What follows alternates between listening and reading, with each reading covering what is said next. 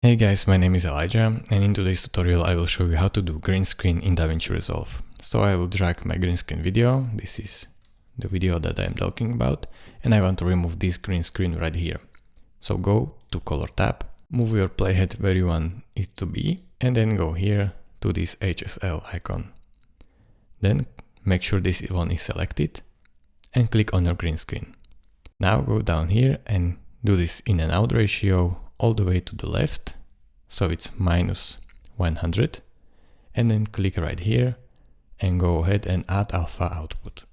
Then connect this blue square to this blue dot, and now as you can see your mask is reversed, so click on this reverse button, and then if your green screen is already still here, then just click on this plus here and select your green screen, and as you can see this outline is still here, so to get rid of it, simply go here to blur radius and increase it, and I like to keep some of it here and feather it out, so keep a little bit. As you can see there is still a bit of this green, and feather it out just by clicking this plus feather icon and then click on your subject, and this will smooth out and feather out your green screen work.